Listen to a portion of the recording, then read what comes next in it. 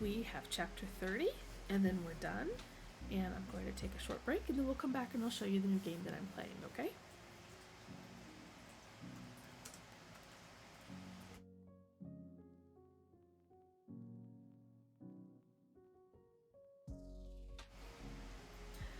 Okay, we are reading Douglas Adams' work, The Restaurant at the End of the Universe, chapter 30.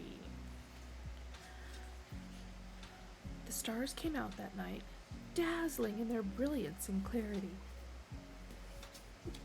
Ford and Arthur had walked more miles than they had ever any means of judging, and finally stopped to rest. The night was cool and balmy, the air pure, the Subetha Sensimatic totally silent. A wonderful stillness hung over the world, magical calm which combined with the soft fragrances of the woods, the quiet chatter of insects, and the brilliant light of the stars to soothe their jangled spirits. Even Ford Prefect, who had seen more worlds than he could count on a long afternoon, was moved to wonder if this was the most beautiful he had ever seen. All that day they had passed through rolling green hills and valleys, richly covered with grasses, wild scented flowers, and tall, thickly leaved trees. The sun had warmed them, light breezes had kept them cool, and Ford Prefect had checked his Subetha Sensimatic at less and less frequent intervals, and had exhibited less and less annoyance at its continued silence.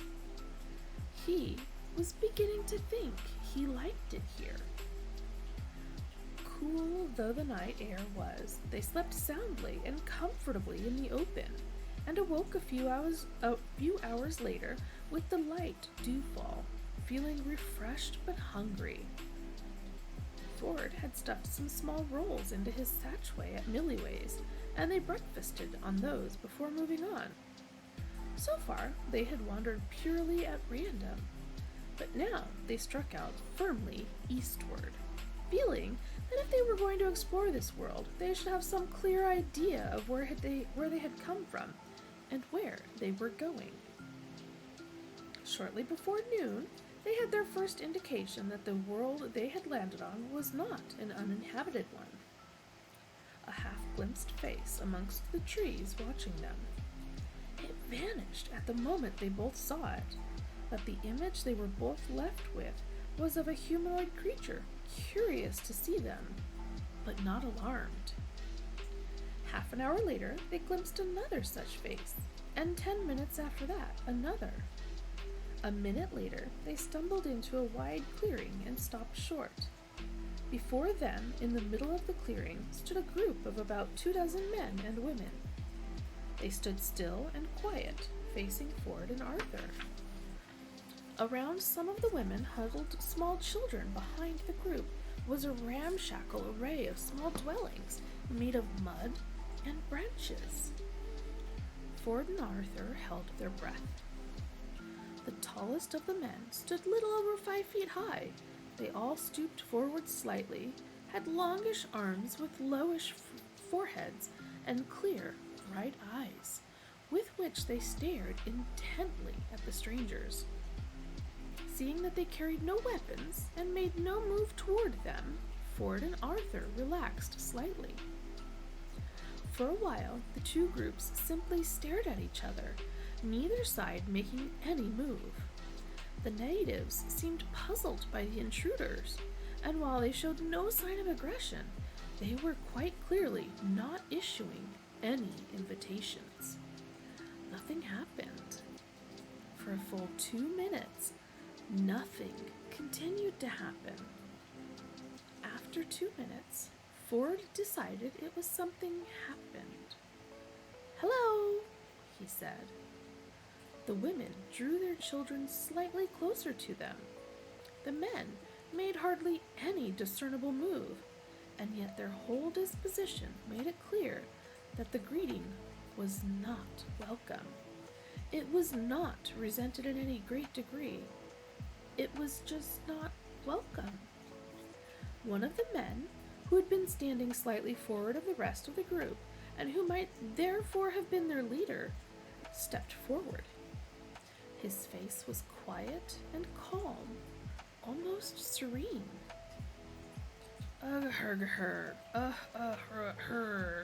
He said quietly. This caught Arthur by surprise. He had grown used to receiving an instantaneous and unconscious translation of everything he heard via the babelfish lodged in his ear, that he had ceased to be aware of it, and he was only reminded of its presence now by the fact that it didn't seem to be working. Vague shadows of meaning had flickered at the back of his mind, but there was nothing he could get any firm grasp on. He guessed correctly, as it happened, that these people had as yet evolved no more than the barest rudiments of language, and that the babelfish was therefore powerless to help. He glanced at Ford, who was infinitely more experienced in these matters. "I think," said Ford, out of the corner of his mouth, "he's asking us if we'd mind walking around the edge of the village." A moment later, a gesture from the man-creature seemed to confirm this.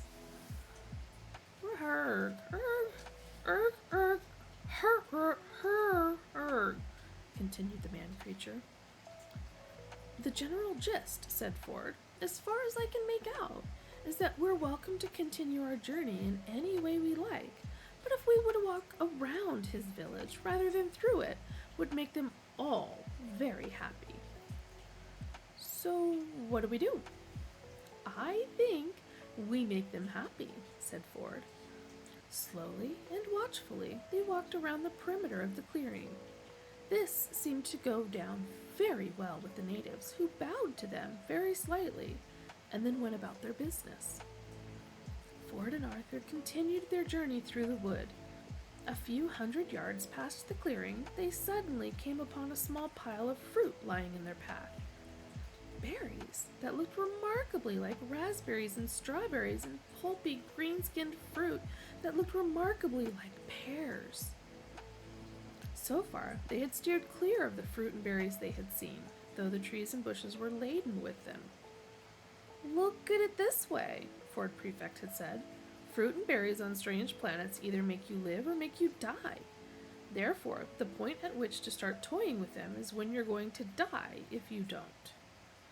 That way, you stay ahead.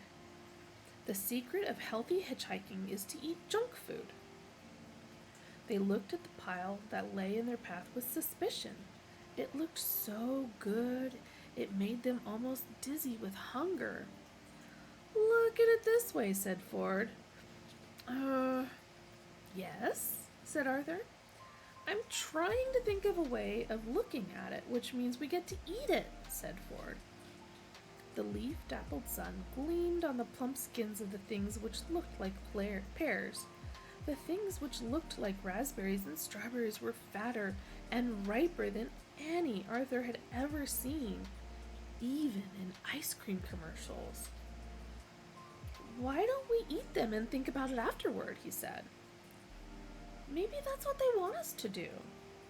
"All right, look at it this way." "Sounds good so far." "It's there for us to eat. Either it's good or it's bad. Either they want to feed us or poison us. If it's poisonous and we don't eat it, they'll just attack us some other way. If we don't eat it, we lose out either way." "I like the way you're thinking," said Ford. "Now, eat one." Hesitantly, Arthur picked up one of the things that looked like pears. "I always thought that the Garden of Eden story," said Ford. "Huh?" "Garden of Eden. Tree. Apple. That bit, remember?" "Yes, of course I do. Your god person puts an apple tree in the middle of a garden and says, 'Do what you like, guys. Oh, but don't eat the apple.'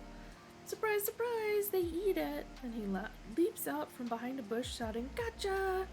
It wouldn't have made any difference if they hadn't eaten it. "Why not?" "Because if you're dealing with somebody who has the sort of mentality which likes leaving hats on the pavement with bricks under them, you know perfectly well they won't give up. they'll get you in the end. What are you talking about? Never mind, eat the fruit. You know, this place almost looks like the Garden of Eden. Eat the fruit. Sounds quite like it, too. Arthur took a bite from the thing which looked like a pear. It's a pear, he said. A few moments later, when they had eaten a lot, Ford Prefect turned around and called out, "Thank you! Thank you very much," he called. "You're very kind." They went on their way. For the next 50 miles of their journey eastward, they kept on finding the occasional gift of fruit lying in their path. And though they once or twice had a quick glimpse of a native man-creature amongst the trees, they never again made direct contact. They decided they rather liked a race of people who made it clear that they were grateful simply to be left alone. The fruit and berries stopped after 50 miles, because that was where the sea started. Having no pressing calls on their times, they built a raft and crossed the sea. It was relatively calm, only about 60 miles wide, and they had a reasonably pleasant crossing, landing in a country that was at least as beautiful as the one they had left. Life was, in short, ridiculously easy, and for a while at least, they were able to cope with the problems of aimlessness and isolation by deciding to ignore them. When the craving for company became too great, they would know where to find it. But for the moment, they were happy to feel that the Golgafrinchans were hundreds of miles behind them. Nevertheless, Ford Prefect began to use his sub-etha sensomatic more often again. Only once did he pick up a signal, but that was so faint and from such enormous distance that it depressed him more than the silence that had otherwise continued unbroken. On a whim, they turned northward. After weeks of traveling, they came to another sea, built another raft, and crossed it. This time it was harder going. The climate was getting colder. Arthur suspected a streak of masochism in Ford Prefect. The increasing difficulty of the journey seemed to give him a sense of purpose that was otherwise lacking. He strode onward relentlessly.